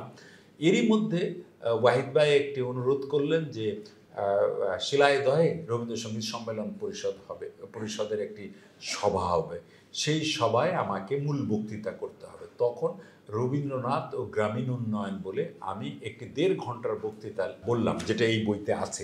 তো সেই বইতে আমি নানা প্রসঙ্গ, রবীন্দ্রনাথের এই সমস্ত প্রসঙ্গ যেগুলো নিয়ে আমরা আলাপ করছি, একটু একটু করে টাচ করলাম, আমাকে পেয়ে বসলো। এরপর থেকে আমি রবীন্দ্রনাথের অর্থনীতি, সমাজ নিয়ে আলাপ করছি, কারণ রবীন্দ্রনাথের অর্থনীতি যে এতটা প্রাসঙ্গিক, আমি একটা জায়গায় দেখলাম, সেখানে লিখছেন যে উন্নয়ন কাকে বলে, উনি নিজেই সংজ্ঞা দিচ্ছেন যে ভদ্রচিত বাসা, ভদ্রভাবে থাকা, ভদ্রভাবে খাবার জোগাড় করা, চিকিৎসা পাওয়া এবং স্বাতন্ত্র্য এবং অবসর, এগুলো হলো উন্নয়নের লক্ষণ। এই যে কোনো মতে বেঁচে থাকাটাকে উন্নয়ন বলে না। উন্নয়ন বলতে হলে মানুষের আরেকটু উচ্চ মানের জীবন চলাটাকে উন্নয়ন বলে। আমি বললাম যে অর্থনীতিবিদরাও এত সুন্দর করে উন্নয়নের সংজ্ঞা দিতে পারেনি যেটা রবীন্দ্রনাথ দিয়েছেন। এরপরে রবীন্দ্রনাথের কৃষি নিয়ে আমি কাজ করলাম, এবং এ নিয়ে একটা বই আছে, রবীন্দ্রনাথের কৃষি ভাবনা বলে মধ্যাহ্ন প্রকাশনী বের করেছে মঞ্জুরে মাওলা প্রকাশ করেছিলেন। তারপরে পাঠক সমাবেশ ইংরেজিতে বইটি বের করেছে, টেগোর থটস অন পেজেন্ট্রি বলে আমার আরেকটি বই তারা বের করেছে, এবং সেইখানে রবীন্দ্রনাথের কৃষি ভাবনা, যন্ত্রের সংশ্লেষ, কৃষির সাথে সমবায়, কৃষিতে কৃষকের অধিকার, শুধু উন্নয়ন না, কৃষকের অধিকার, কৃষকের সংস্কৃতি, এগুলো নিয়েও তিনি বলেছেন। এগুলো সম্পূর্ণটা ওই বইতে আমি স্থান দিয়েছি, যার কিছু কিছু এখানেও আছে। তো রবীন্দ্রনাথ আগেই তুমি যেমনটি বলেছো, খুবই এত বিস্তৃত এক সাগর, সেটা আমরা সম্পূর্ণটা খুঁজে পাওয়াটা আসলেই কয়েক জন্মের ব্যাপার। সারা জীবন পড়লেও রবীন্দ্রনাথ পড়ে শেষ করা যাবে না। স্যার, তাহলে আমরা এখন একটা আত্মশক্তির ভিতরে ঢুকতে চাই, যে আমরা সমবায়ের ভিতরে যেটা বুঝলাম যে মানুষের যে শক্তি, এখন মানুষ মিলে যে সিনার্জিটা হবে, তার আগে তো তার নিজের ভিতরের শক্তি, তাই না? তো এই জিনিসটার একটু আমরা যদি ভিতরে যেতে চাই, আত্মশক্তিকে ঘিরে আপনার যে আন্ডারস্ট্যান্ডিং, ওখানে তো অনেকগুলো প্রবন্ধ আছে, অনেক রকম থিম, আর রবীন্দ্রনাথের তো প্রত্যেকটা লাইনই এক একটা হচ্ছে যে 1 ঘন্টা আলোচনা করার মতো।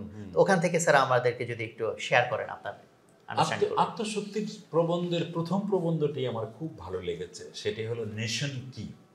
ফরাসি দার্শনিক রেনের উদ্ধৃতি দিয়ে তিনি যে লিখেছেন যে জাতি দুঃখের দিনে মানুষ যখন এক হয়, সেই অনুভূতি সুখের চেয়ে অনেক বেশি স্থায়ী হয়, এবং একটি জাতি ওই দুঃখের দিনে এক হবার মধ্য দিয়ে এক ধরনের অনুভবের সৃষ্টি হয়, একটা কিছু করবার একটা অনুভবের সৃষ্টি হয়, সেটি জাতীয়তাবাদ। এবং বাঙালির কিন্তু ওই যে সারা জীবন যে সংগ্রাম করে গেছে, সেটা বিদ্রোহগুলো, কৃষক বিদ্রোহ, আমাদের গারো বিদ্রোহ, আমাদের নানা বিদ্রোহ, তিতুমিরের বিদ্রোহ, বাঁশের কেল্লা, নানা ধরনের বিদ্রোহের মধ্য দিয়ে যে শক্তি তৈরি হচ্ছিল, যে নিজের মতো করে একটা পরাধীনতার গ্লানি থেকে মুক্তির যে সংগ্রাম, এবং তার চমৎকার প্রকাশ ঘটেছে ৭১-এ।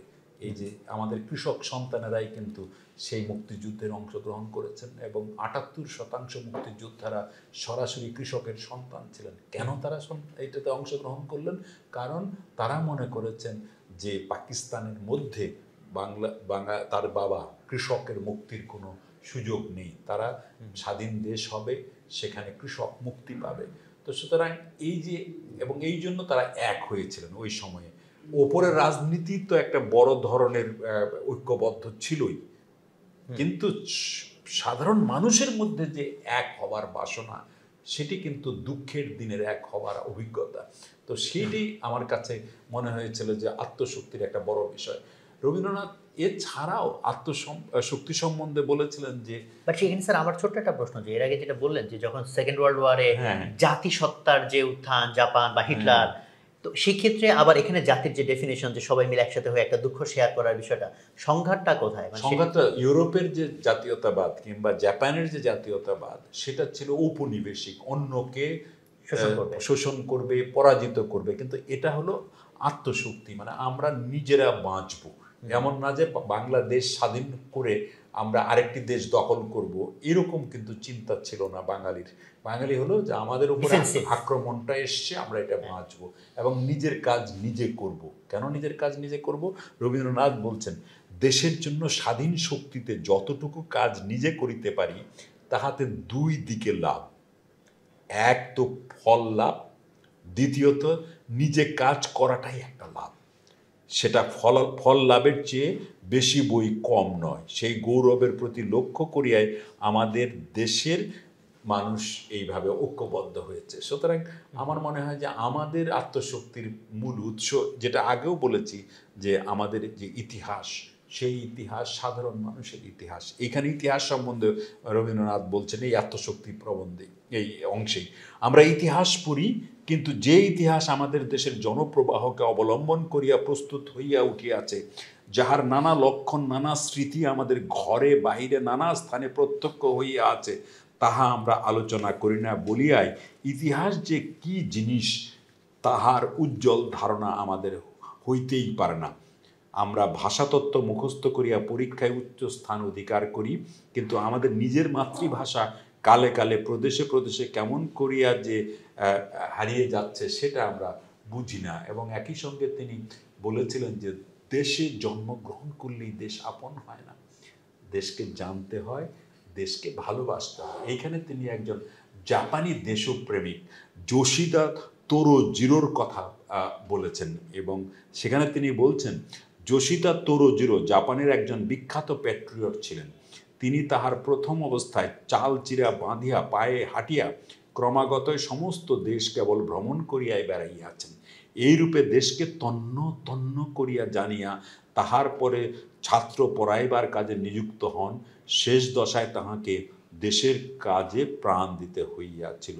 দেশের বাস্তবিক জ্ঞান এবং দেশের বাস্তবিক কাজের উপর যখন দেশ হিতৈষা প্রতিষ্ঠিত হয় তখনই তাহা মাটিতে বদ্ধমূল গাছের মতো ফল লাভ করে।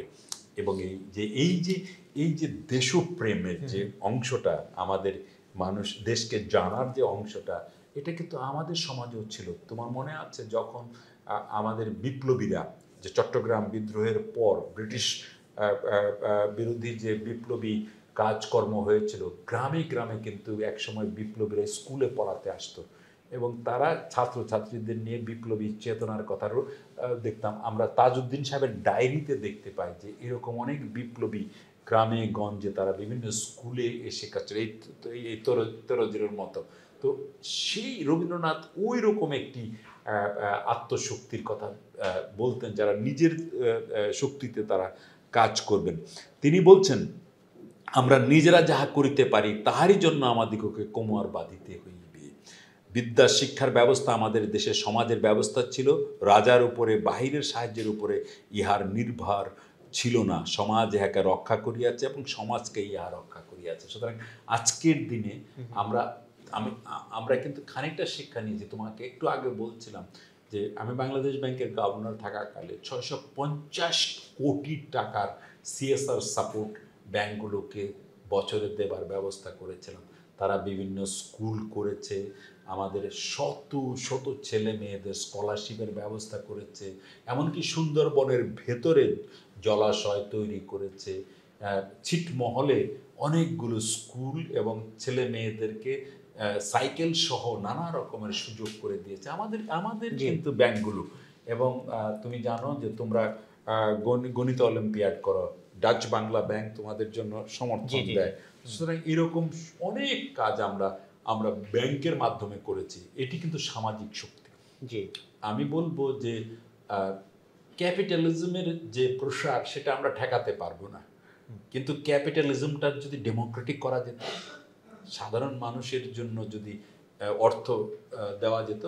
রবীন্দ্রনাথ বলেছিলেন যে ধনীর ধন কেড়ে নিয়ে সমাজ ব্যবস্থার পরিবর্তন করা সম্ভব নয়, বরং গরিবের ধনীর ধনের একটা দিক যদি গরিবের দিকে প্রবাহিত করা যেত। তিনি বলছেন যে এমন একটা সময় ছিল আমাদের সমাজে যে ধনীর একটা দরজা তার নিজের দিকে ছিল, আরেকটা সমাজের দিকে ছিল। আমরা ওই সামাজিক বিষয়টি নিয়ে এখনো কিন্তু ওইভাবে গরিবের কাছে পৌঁছতে পারছি না। আমরা যদি সেটা পৌঁছতে পারি তাহলে কিন্তু আমরা নিজেরাই সেটা মানে এখানে কিন্তু স্যার দেখেন যে গ্লোবালি আমরা হচ্ছে যে লিস্টটা করতেছি সেটা হচ্ছে কি কত বেশি ধন সম্পদ জমা করেছে সেটার লিস্ট, বিশেষ কে সবচেয়ে বেশি বড় লোক হলো, কে সবচেয়ে বেশি দান করলো, এটার লিস্ট কিন্তু এইভাবে আমি জানি না হয় কি না, বা হলেও তো এটা গ্লোবালি এত বেশি আমরা কিন্তু টাটার কথা অত বলি না। তুমি তো জানো যে টাটা তার সম্পত্তির বড় অংশই কিন্তু সমাজের কাজের জন্য ব্যবহার করছেন। নিজে একটা ছোট্ট ঘরে থাকতেন, তাই না? এখনো সমাজের জন্য কত রিসার্চ।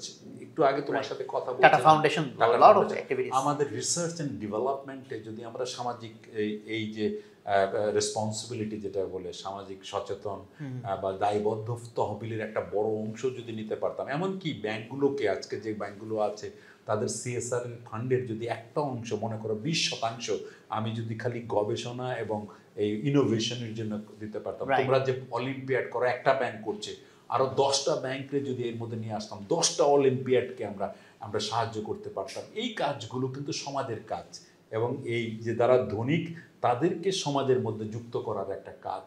এই কাজগুলো আমাদের খুব জরুরি।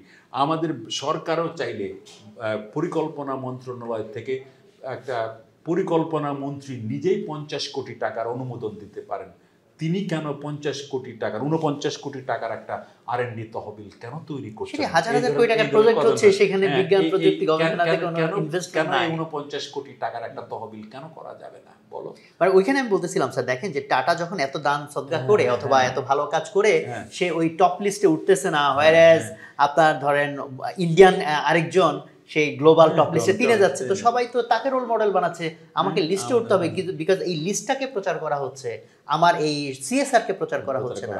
তো এই চেঞ্জটা তো স্যার অ্যাকচুয়ালি যদি একটা গভীর একটা ফিলোসফি থেকে পুরো জিনিসটা ডিজাইন না হয়, তাহলে তো আলটিমেটলি আমরা ওয়েস্টের তোরেই ভেসে যাব, ওদের মডেলকেই আমরা সেই জন্য এতক্ষণ ধরে যে আলাপটা করলাম আত্মশক্তিতে, আমার নিজের শক্তির উপরে আমার জোর দিতে হবে। আমাদের দেশেও কিন্তু উদাহরণ নেই তা তো নয়। আমাদের এই যে রাজেন্দ্র প্রসাদ যে মির্জাপুরের, তিনিও তো তার ধনের একটা অংশ আর কি সাহা এখানে ব্যয় করেছেন। আমাদের হাজী মোহাম্মদ মহসিন, তারা তো আজকে আমাদের রোল মডেল না, তারা তো আলোচনায় নাই, বিরাট অংশ শিক্ষা খাতে ব্যয় করেছেন। সুতরাং আমাদের যে উদাহরণগুলো আছে সেগুলো আমাদের কিন্তু নিয়ে আসতে হবে। আমার কাছে মনে হয় আমাদের বঙ্গবন্ধু কিন্তু গরিব মানুষের কথা খুব করে বলতেন। আমার মনে আছে যে তিনি এগ্রিকালচার ইউনিভার্সিটিতে গিয়েছিলেন, গিয়ে এগ্রিকালচার গ্র্যাজুয়েটদের প্রথম শ্রেণীর সম্মানই শুধু দেননি, তিনি গিয়ে তাদেরকে বলেছেন যে তোমরা ফুল প্যান্ট ছেড়ে হাফ প্যান্ট পরো এবং পরে গ্রামে যাও, গ্রামে গিয়ে যে মানুষগুলোকে দেখো, তোমার বাবা তোমার ভাইয়ের কাছ থেকে শোনো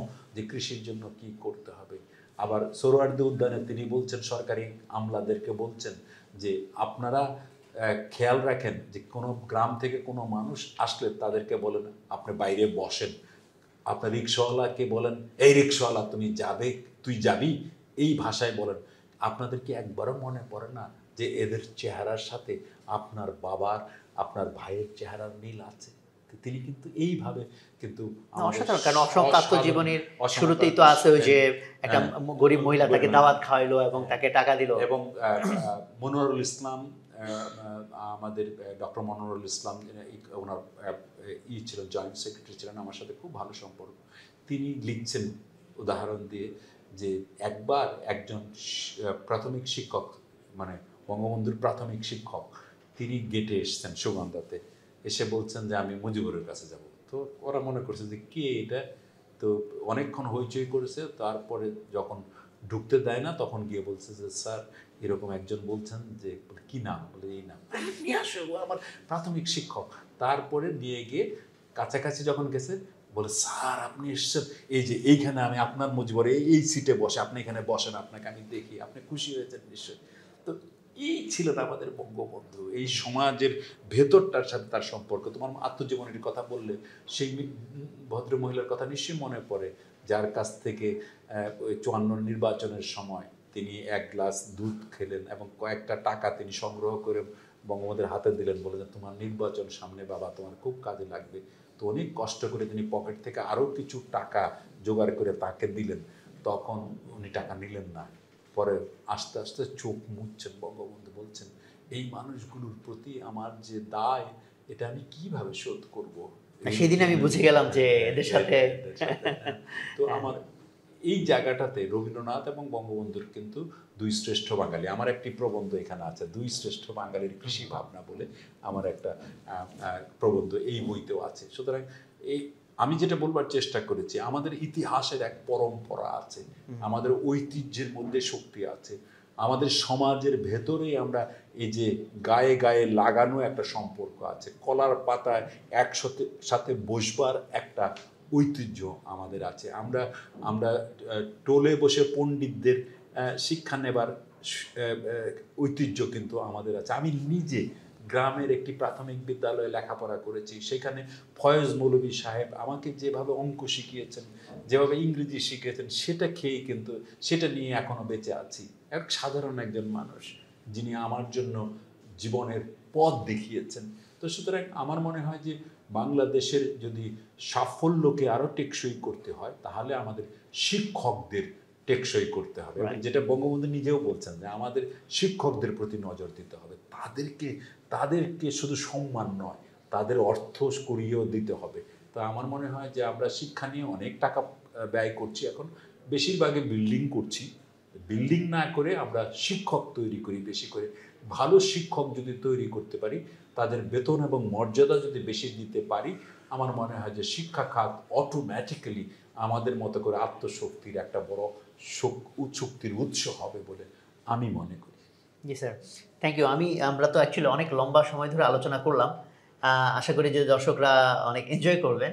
আর বিশেষ করে রবীন্দ্রনাথ আসলে এমনই একজন মানুষ, আর তার এতই চিন্তাধারা এতই প্রসারিত যে আলোচনার তো কোনো শেষ নাই। বাট সবচেয়ে ইম্পর্টেন্ট যে ডিমেনশনটা আমরা আজকে টাচ করলাম, যে রবীন্দ্রনাথের অর্থনীতি, কৃষি, শিক্ষা, এই যে ভাবনাগুলো, কারণ সবচেয়ে বেশি মানুষ তো পরিচিত তার গানের সাথে, হয়তো সেগুলো তো আছেই, সেগুলো থাকবেই। হ্যাঁ, কিন্তু এই যে ডাইমেনশনটা, এটা আমাদের অ্যাকচুয়ালি অনেক বেশি ইম্পর্টেন্ট। এই জন্য আমি মনে করি অন্তত যে আমাদের নিজেদেরকে চেনা, আদারওয়াইজ আমি যখন নিজের শক্তির সন্ধান করা, হ্যাঁ, সেটা ছাড়া তো আমি একটা ফলোয়ারই হব। আমি তো নিজের মতো নিজের ব্যাকবোন নিয়ে আমি দাঁড়াবো না। না, কারণ তিনি বলেছেন যে আমরা ইতিহাসের সন্তান। রবীন্দ্রনাথ বলছেন আমরা ইতিহাসের সন্তান। গতকাল যা ঘটেছে তার রেশ আজকেও যেমন ঘটবে, আগামীকালও ঘটবে। সুতরাং এই পরম্পরা নিয়েই আমাদের ঐতিহ্য, আমাদের শক্তি। সুতরাং ওই জায়গাটায় আমার মনে হয় নজর দেওয়া উচিত। আমাদের নিজেদের ইতিহাস, নিজেদের ঐতিহ্য, নিজেদের সমাজ, নিজেদের সংস্কৃতির উপরে ভরসা রাখা। তিনি আরেকটি কথা বলেছেন, এই কথাটা আমি বলিনি। রবীন্দ্রনাথ বলেছেন যে টাকার অভাবটা আসল অভাব না, আসল অভাব ভরসা। আমি একবার বলেছি, সেই ভরসার পরিবেশটা যদি আমরা বিস্তৃত করি, তাহলে এই যে চলমান সংকট, এখন যে সংকট চলছে, সেই সংকট থেকে বের হয়ে আসার জন্য সেই ভরসার উপরে বেশি জোর দিতে হবে। জি, থ্যাংক ইউ স্যার। আমি দর্শকদের উদ্দেশ্যে শেষ মুহূর্তে যেটা বলতে চাই, আমাদের অন্যান্য পর্বের মতো এই পর্বেও আমাদের যে ঘোষণাটি থাকছে সেটি হলো যে আমাদের এই পুরো আলোচনা থেকে আপনারা যা শুনলেন, যা বুঝলেন, যা উপলব্ধি করলেন, সেটা আপনারা কমেন্টে আপনাদের মতো করে যদি লিখে দেন, তাহলে হচ্ছে এটা অন্যদের জন্য খুবই ফলপ্রসূ হবে।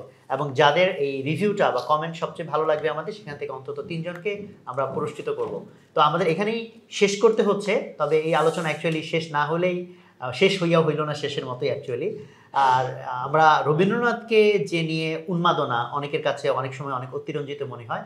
জাস্ট যাদের অতিরঞ্জিত মনে হয় তাদের জন্য একটাই সিম্পল কথা, তাহলে আপনি নিজে একটু টেস্ট করেন। রবীন্দ্রনাথের ভিতরে মানুষ যখন ঢুকে যাবে, সে বুঝবে এটা একটা জগৎ। এবং এই বর্তমান সময়টাতে আমাদের বৈশ্বিক সংকট মোকাবেলা না, শুধু আমাদের নিজেদের সেই সংকটটা তো এখন যেমন একটা দৃশ্যমান সংকট, বাট একটা চলমান সংকট সবসময়ের মধ্যেই আমরা আছি, আমাদের আত্মপরিচয় এবং সব কিছুকে মিলিয়ে। কাজে জাতি হিসেবে আমাদের যে পরিচয়, আমাদের যে দাঁড়ানো, আমাদের ঘুরে দাঁড়ানো এবং বিশ্বব্যাপী আমাদের মানুষের কল্যাণের জন্য যে কাজ করে যাওয়া, সেখানে রবীন্দ্রনাথ হতে পারে আমাদের একটা অন্যতম স্তম্ভ, আমাদের চিন্তার জায়গাটাকে গুছিয়ে দেওয়ার জন্য। তো স্যার, আমাদের সাথে আপনি ছিলেন, আমরা অত্যন্ত খুশি হয়েছি। এটা আমাদের জন্য বিশাল সম্মান। আপনি শেষ হিসেবে দর্শকদের উদ্দেশ্যে যদি কিছু বলতে চান।